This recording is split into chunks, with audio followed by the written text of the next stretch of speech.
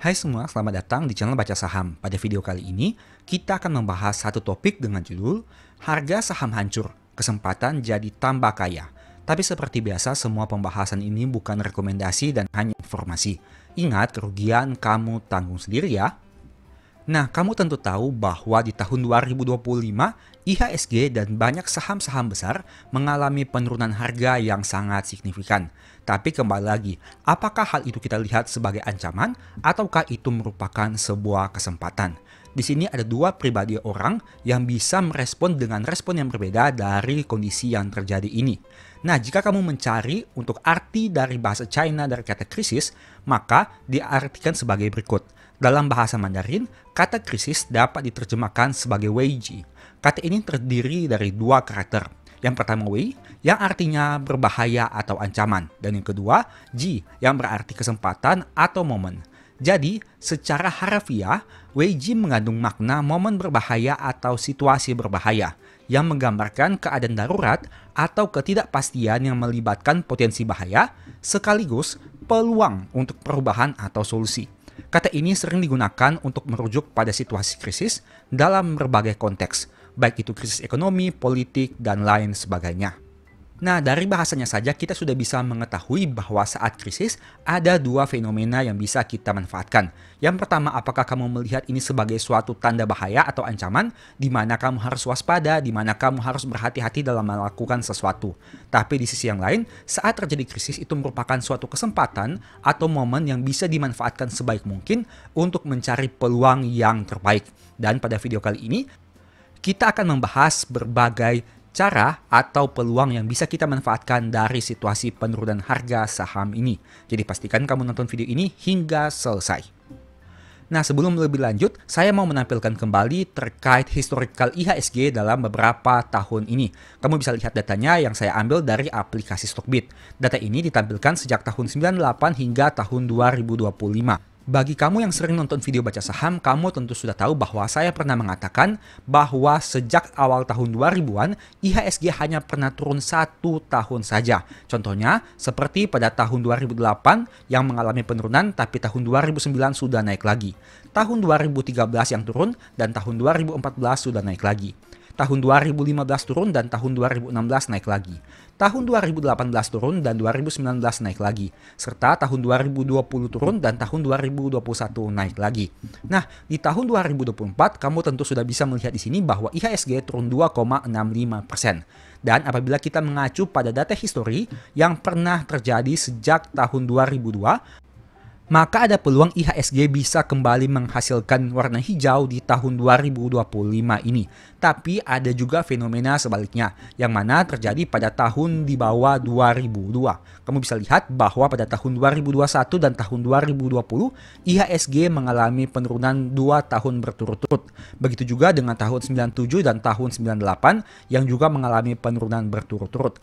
Artinya memang secara probabilitas, kenaikan IHSG bisa dikatakan cukup terbuka lebar di tahun 2025 jika mengacu pada data tahun 2002 hingga tahun 2004. Tapi di sisi yang lain, kamu juga harus waspada bila IHSG ternyata memiliki fenomena seperti tahun 2000 dan tahun 2001 atau tahun 97 dan tahun 98. Nah, tapi yang mau saya tekankan di sini adalah bukan seberapa lama IHSG-nya turun, melainkan IHSG yang turun itu akan ada saatnya juga kembali naik lagi.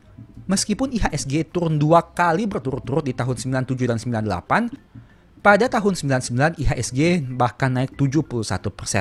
Meskipun IHSG turun di tahun 2000 dan 2001, pada tahun 2002, 2003, 2004, 2005, 2006, dan 2007, IHSG konsisten naik. Bahkan kenaikannya sangat luar biasa jika kamu lihat di sini, mencapai 63%, 44%, 55%, dan 51%. Meskipun IHSG turun di tahun 2008, di tahun 2009 dia naik 83%. Meskipun di tahun 2013 turun 1,1, di tahun 2014 kembali naik 21%. Meskipun di tahun 2015 turun 11,3, di tahun 2016 naik 15%. Meskipun di tahun 2018 turun 2,7, di tahun 2019 naik 1,6. Meskipun di tahun 2020 turun 5,2, di tahun 2021 naik 9,7. Dan meskipun di tahun 2024 turun 2,6, kami masih yakin bahwa IHSG masih memiliki peluang untuk mengalami kenaikan angka di masa depan. Tentu saja ini bukan rekomendasi dan ini hanya merupakan proyeksi berdasarkan data histori yang pernah terjadi. Pada intinya, tidak ada yang mengetahui secara pasti apakah bisa naik atau malah turun lebih dalam. Yang jelas berdasarkan data histori yang pernah terjadi ini, itu merupakan fakta dan data yang bisa kamu peroleh. Nah, ada hal menarik yang mau saya tampilkan lagi kepada kamu. Jika kamu melakukan screening di IDX30 dengan kriteria harga sahamnya mengalami penurunan dalam 1 tahun terakhir dengan net income di atas 10 triliun rupiah, maka kamu akan menemukan beberapa nama saham. Sebut saja UNTR yang turun 7,6, ASII yang turun 9,5, BCA yang turun 21%, Adaro yang turun 32%, BNI yang turun 35%, Mandiri yang turun 37%, BRI yang turun 39%, dan TLKM yang turun 40%. Nah, dari beberapa saham yang kita bahas ini merupakan saham-saham besar yang labanya di atas 10 triliun rupiah, setidaknya di tahun 2024. Nah, pertanyaannya, dengan kondisi yang terjadi ini, dengan harga saham yang mengalami penurunan sangat signifikan, bagaimana kamu meresponi saham-saham ini? Contohnya, seperti misalkan kita katakanlah saham BCA yang sebelumnya tidak pernah mengalami penurunan dalam waktu 1 tahun jika ditarik dalam jangka waktu Januari hingga Desember dalam beberapa tahun terakhir ini. Tapi di tahun 2025, harga sahamnya turun 21% dalam 1 tahun terakhir saat video ini dibuat. Memang kita tidak tahu di bulan Desember nanti akan terjadi seperti apa. Apakah harga saham BCA mampu naik lagi sehingga masih mempertahankan rekornya, tidak pernah turun dalam waktu 1 tahun, ataukah ada fenomena unik yang terjadi di tahun 2025 ini? Yang jelas, dengan adanya kondisi seperti ini, kamu tentu sudah tahu apa yang harus kamu lakukan. Saat kamu menemukan saham-saham yang perusahaannya bagus, memiliki fundamental yang baik, brand image-nya baik, di masa depan masih memiliki prospek yang baik, rutin bagi dividen dan lain sebagainya, kamu tentu sebaiknya bisa memanfaatkan hal ini sebagai peluang. Tapi ingat, ini bukan rekomendasi. Semua nama saham ini hanya sebagai contoh saja dan hanya sebagai simulasi saja. Kamu mungkin bisa saja rugi di masa depan dan semua untung rugi itu menjadi tanggung jawab kamu sendiri. Karena tidak ada jaminan bahwa harga saham pasti naik di masa depan. Bisa saja malah turun lebih dalam. Nah, berbicara tentang kata krisis, seperti yang tadi kita bahas bahwa ada terjadi 2 sudut pandang yang berbeda. Yang pertama, ada yang melihatnya sebagai ancaman, dan yang kedua, ada yang melihatnya sebagai peluang. Ini merupakan rekapan data harga saham saat video ini dibuat di akhir Maret tahun 2025. Nah, kita asumsikan saja apabila memang di masa depan misalnya harga sahamnya mengalami kenaikan seperti yang saya ketik di sini. Maka di sini kamu bisa lihat ada berbagai peluang keuntungan yang di atas bahkan 20%. Nah, cukup jarang saham-saham besar ini menawarkan imbal hasil capital gain dengan angka di atas 20%.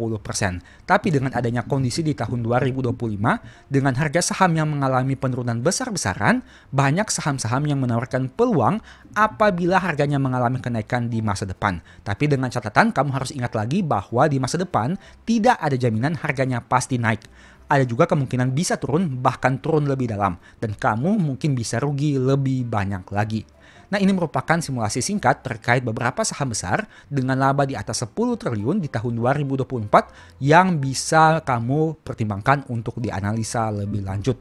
Contohnya seperti saham Telkom yang apabila harganya naik ke angka 3.000 maka adanya potensi capital gain 29%. Untuk saham BRI, apabila harganya naik ke angka 5.500 saja, ada potensi 48%. Untuk Mandiri, apabila harganya naik ke angka 6.000 saja, ada potensi 36%. BNI, apabila harganya naik ke angka 5.500 saja, ada potensi 45%. Adaro apabila naik saja ke angka 2.500 ada potensi 38%. BCA apabila naik saja ke angka 9.500 ada potensi 20%. Astra apabila naik saja ke angka 6.000 ada potensi 23%. Dan UNTR apabila naik saja ke angka 30.000 ada potensi 31%. Nah, kalau kamu memperhatikan, untuk harapan harga saham di masa depan ini, saya tidak menggunakan angka all time high dari saham-saham yang kita bahas ini.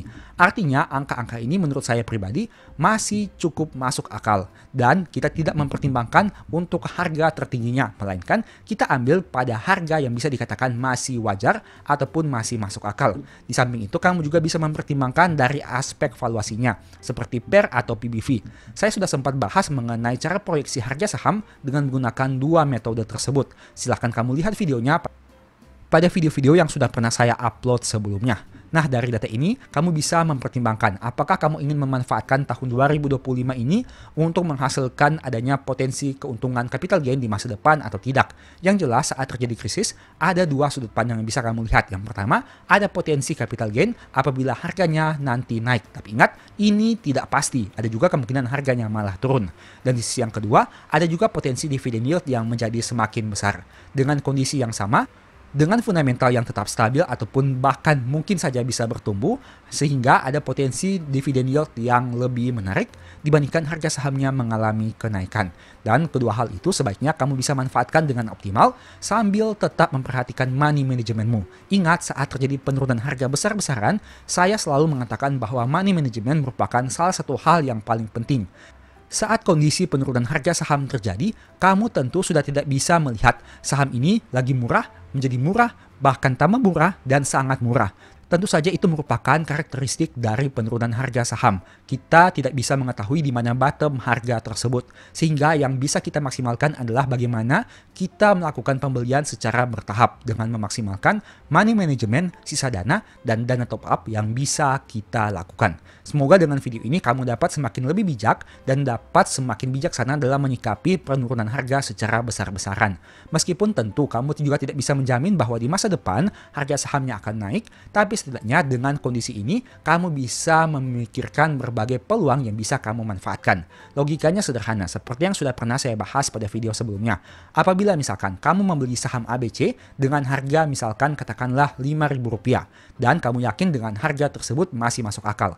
Apabila harganya turun ke angka Rp3.000, bukankah harga tersebut lebih masuk akal lagi? Tapi ingat, yang perlu ditekankan sini adalah bagaimana kamu melakukan money management. Jangan sampai harganya sudah Rp3.000 dan ternyata bisa turun ke angka Rp2.000 dan uang kamu sudah habis untuk melakukan average down. Karena pada intinya, money management itu juga sangat penting selain memiliki metode untuk melakukan analisa. Semoga video ini bisa memberikan manfaat ya. Dan sebagai informasi, sebelumnya saya juga sudah sempat buat satu video yang mungkin bisa berguna bagi kamu. Nonton hingga selesai agar mendapat pemahaman yang utuh. Melihat harga saham turun bisa membuat banyak orang khawatir. Namun, tahukah kamu bahwa dalam situasi seperti ini, justru bisa ada peluang-peluang yang menarik. Kalau kamu seorang investor yang memiliki time frame jangka panjang, video ini mungkin akan berguna bagi kamu. Silahkan kamu simak secara lengkapnya. Poin pertama, membeli saham dengan harga diskon. Peluang pertama adalah membeli saham dengan harga diskon. Saat harga saham turun drastis, artinya saham tersebut menjadi lebih murah dibandingkan sebelumnya. Ini adalah waktu yang tepat untuk membeli saham perusahaan dengan fundamental yang kuat, karena harga yang lebih rendah berarti potensi keuntungan jadi lebih besar jika harga kembali naik. Ingat, ini hanya berlaku jika harga kembali naik. Saat harga saham turun secara signifikan, saham tersebut menjadi lebih murah dibandingkan dengan harga sebelumnya. Ini seperti kamu membeli barang dengan harga potongan atau diskon besar-besaran.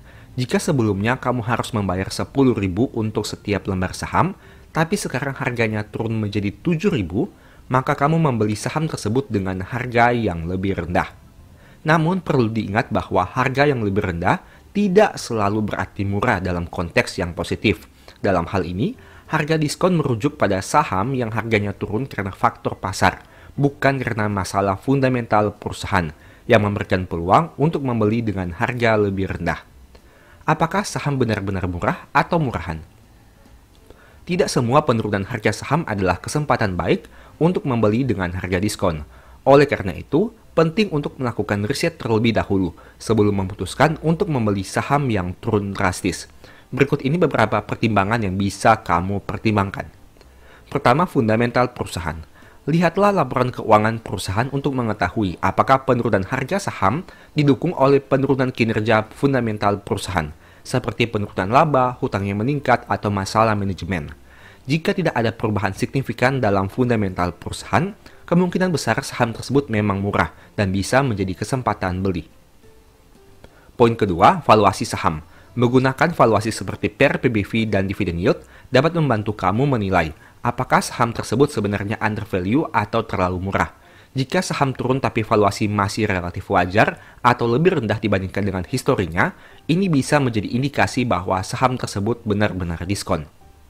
Ketiga, prospek pertumbuhan perusahaan. Apakah perusahaan masih memiliki prospek pertumbuhan di masa depan? Misal, apakah perusahaan tersebut memiliki inovasi baru, pengembangan produk, atau ekspansi pasar yang menjanjikan? Jika iya, maka penurunan harga saham mungkin hanya bersifat sementara, dan membeli saham pada harga rendah dapat memberikan keuntungan besar di masa depan. Walaupun membeli saham dengan harga diskon menawarkan peluang besar, tidak semua penurunan harga saham adalah kesempatan untuk membeli. Beberapa saham bisa turun terus jika perusahaan mengalami masalah yang mendalam, seperti kerugian besar atau pengelolaan manajemen yang buruk. Jika kamu membeli saham yang terus turun tanpa dasar fundamental yang kuat, kamu bisa mengalami kerugian. Poin kedua, memperoleh dividen yield lebih tinggi. Peluang kedua adalah memperoleh dividen yang lebih tinggi. Biasanya, saham dengan harga rendah memiliki yield dividen yang lebih tinggi. Jadi meskipun harga saham turun, kamu bisa mendapatkan keuntungan pasif yang lebih besar dari dividen perusahaan tersebut.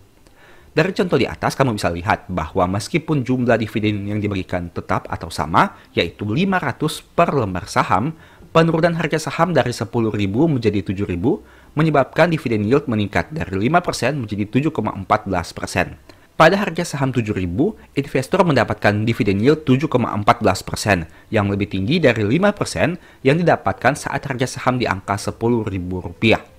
Nah, ini merupakan tabel yang menarik lagi apabila kita membagi ke dalam 10 level harga yang berbeda. Tapi di sini kita fokus saja level ke-1 dan level ke-6.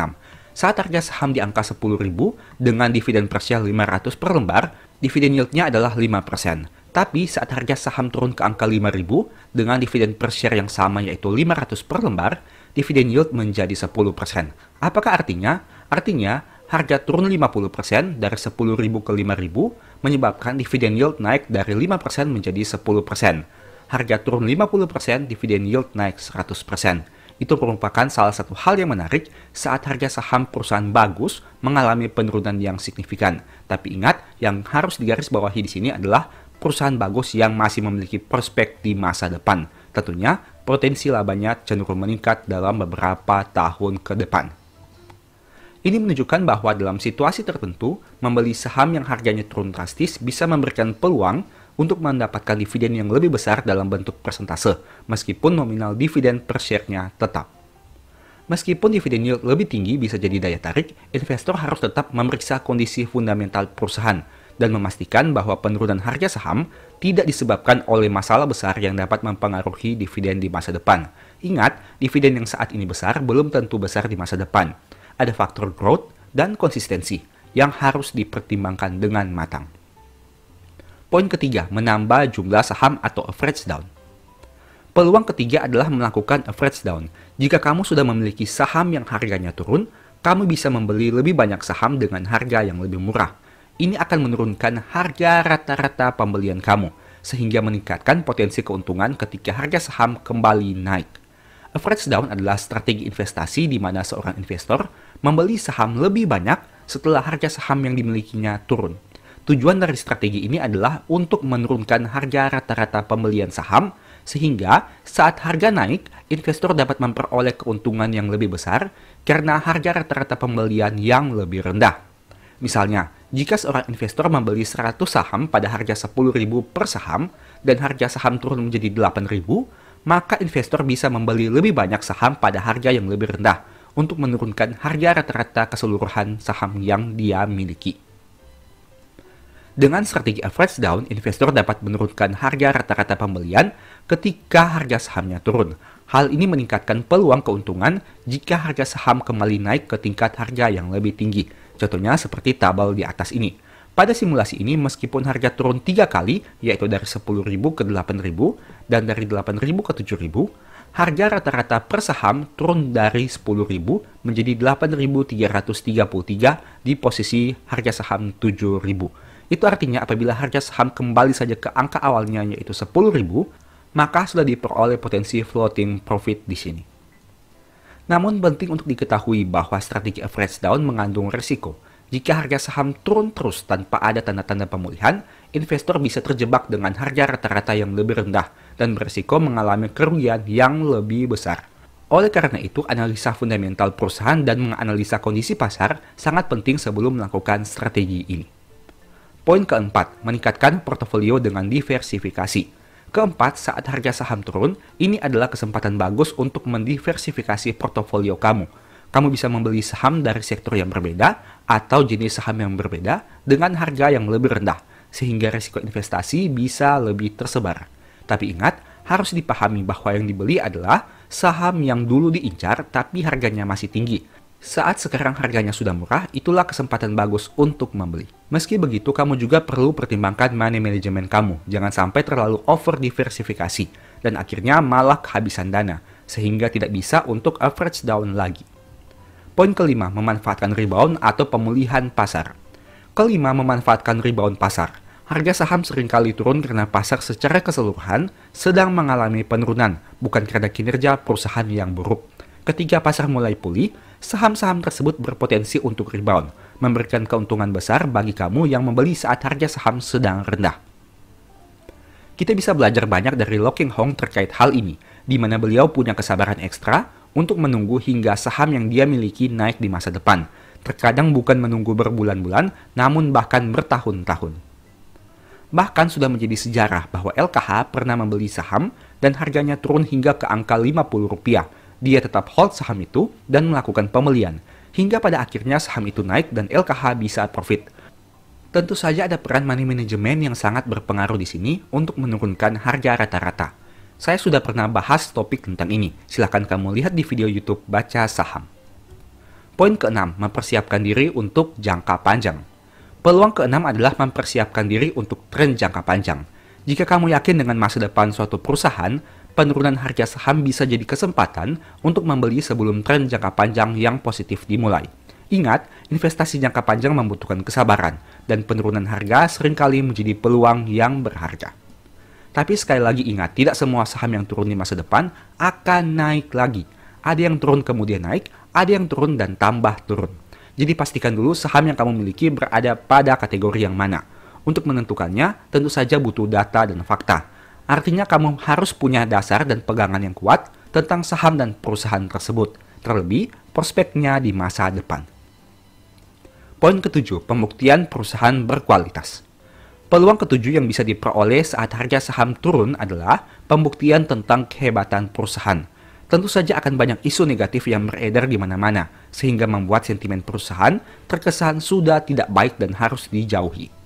Saat inilah sebenarnya manajemen dan perusahaan itu bisa membuktikan diri kepada masyarakat apakah mereka baik-baik saja atau seperti yang dikatakan, sedang bermasalah. Beberapa hal yang bisa dibuktikan adalah kinerja keuangan yang bertumbuh, pembagian dividen yang stabil, konsistensi target yang telah ditetapkan, kebijakan buyback saham, dan masih banyak lagi. Satu hal yang pasti, apabila krisis ini bisa dilewati dan perusahaan bisa tumbuh lagi di masa depan, entah dari sisi kinerja ataupun harga saham, perusahaan itu akan semakin kuat baik dari segi kinerja maupun kepercayaan investor. Alasannya sederhana, karena sudah berhasil melewati berbagai krisis yang ada, bukan hanya sekali, tapi berkali-kali. Intinya semua kembali lagi kepada keyakinan dan kesabaran. Seberapa yakin dan sabar kamu dengan saham itu. Semakin yakin dan sabar, semakin membuat berbagai hal menjadi lebih mudah. Begitu juga sebaliknya. Jadi, apakah kamu yakin dan sabar dengan perusahaan yang harganya sedang turun? Demikianlah pembahasan singkat pada video ini. Selalu ingat bahwa semua saham yang disebutkan bukan rekomendasi dan hanya bersifat edukasi serta informasi. Mohon juga agar dapat mengecek kembali data yang ditampilkan, karena bisa saja terjadi kesalahan pengetikan atau pengambilan data. Di video berikutnya ingin dibahas materi apa lagi? Tulis di kolom komentar ya. Sebagai informasi, berikut ini beberapa list ebook baca saham. Pertama, psikologi saham. Kedua, stock for living. Ketiga, strategi nabung saham. Keempat, the stock market. Dan yang kelima, cara cepat analisa laporan keuangan. Apabila tertarik, chat saja pada nomor WA yang ada. Sekian video ini, semoga bermanfaat. Thank you.